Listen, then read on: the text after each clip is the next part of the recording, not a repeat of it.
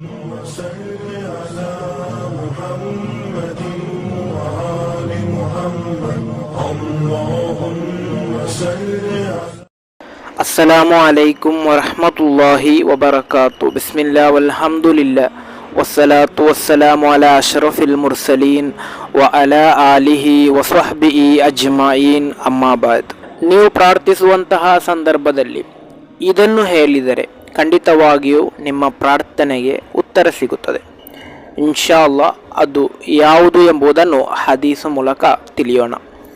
ಇಮಾಮ್ Muslim ರಲಿಯಲ್ಲಾಹು ಅನ್ಹುರವರು ವರದಿ ಮಾಡಿದಂತಹ ಹದೀಸ್, ಸಅಲ ಕತಾದ ರಲಿಯಲ್ಲಾಹು ಅನ್ಹುರವರು ಕೇಳಿದರು ಅನಸ್ ರಲಿಯಲ್ಲಾಹು ಅನ್ಹುರವರೊಂದಿಗೆ ಕೇಳಿದರು, ಅಯ್ಯು ದಾವತಿನ್ ಕಾನ ಯದುಉ ಬಿಹಾ ಅನ್ನಬಿಯಿನ್ ಸಲ್ಲಲ್ಲಾಹು ಅಲೈಹಿ ವಸಲ್ಲಂ ಅಕ್ಸರ.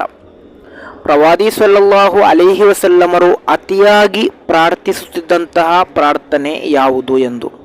ಆಗ ಮಹಾನರು ಹೇಳುತ್ತಾರೆ, ಕಾನ ಅಕ್ಸರು ದಾವತಿನ್ ಯದುಉ ಬಿಹಾ.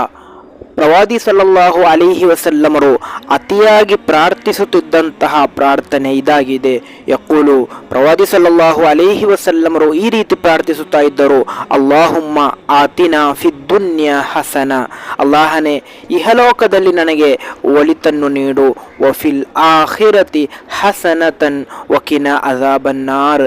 ಪರಲೋಕದಲ್ಲೂ ಕೂಡ ನನಗೆ ನೀನು ಒಳಿತನ್ನು ನೀಡು, ನರಕದ ಶಿಕ್ಷೆಯಿಂದ ನನ್ನನ್ನು ಸಂರಕ್ಷಿಸು ಎಂದು ಅರ್ಥ ಬರುವಂತಹ ಈ ಒಂದು ಪ್ರಾರ್ಥನೆಯನ್ನು ಪ್ರವಾದಿ ಸಲ್ಲಲ್ಲಾಹು ಅಲೈಹಿ ವಸಲ್ಲಮರು ನಿರಂತರವಾಗಿ ಪ್ರಾರ್ಥಿಸುತ್ತಾ ಇದ್ದರು ಎಂದು ನಾವು ಕೂಡ ನಮ್ಮ ಪ್ರಾರ್ಥನೆಯಲ್ಲಿ ಈ ಒಂದು ಪ್ರಾರ್ಥನೆಯನ್ನು ನಾವು ಸೇರಿಸಬೇಕು. ಸಾಮಾನ್ಯವಾಗಿ ಇದನ್ನು ಸೇರಿಸುವವರಾಗಿರ್ತಾರೆ ವಿದ್ವಾಂಸರು, ಅವರ ಗ್ರಂಥಗಳಲ್ಲಿ ಬರೆದಿಟ್ಟದ್ದು ಕಾಣಬಹುದು. ಯಾರಾದರೊಬ್ಬರು ಈ ಒಂದು ಪ್ರಾರ್ಥನೆಯನ್ನು ಅವನ ಪ್ರಾರ್ಥನೆಯಲ್ಲಿ ಸೇರಿಸಿದರೆ ಖಂಡಿತವಾಗಿಯೂ ಅವನ ಪ್ರಾರ್ಥನೆಗೆ ಉತ್ತರ ಸಿಗಲಿದೆ. ಕಾರಣ ಆ ಪ್ರಾರ್ಥನೆಯಲ್ಲಿರುವುದು ಇಹಲೋಕದಲ್ಲಿರುವಂತಹ ಸರ್ವ ಒಳಿತು ನನಗೆ ನೀಡು, ಪರಲೋಕದಲ್ಲಿರುವಂತಹ ಒಳಿತನ್ನು ನೀಡು, ನರಕದ ಶಿಕ್ಷೆಯಿಂದ ನನ್ನನ್ನು ಸಂರಕ್ಷಿಸು ಎಂದು. ಆದ್ದರಿಂದ ಪ್ರಾರ್ಥಿಸುವಂತಹ ಸಂದರ್ಭದಲ್ಲಿ ಏನೋ ಒಂದು ಸಂಗತಿಯನ್ನು ನೀವು ಕೇಳಲು ಬಿಟ್ಟು ಹೋಗಿದ್ದರೆ ಈ ಒಂದು ಪ್ರಾರ್ಥನೆಯಲ್ಲಿ ಅದೆಲ್ಲವೂ ಕೂಡ ಬರುತ್ತದೆ. ಆದ್ದರಿಂದ ಈ ಪ್ರಾರ್ಥನೆಯನ್ನು ನಮ್ಮೆಲ್ಲರ ಪ್ರಾರ್ಥನೆಯಲ್ಲಿ ನಾವು ಸೇರಿಸೋಣ.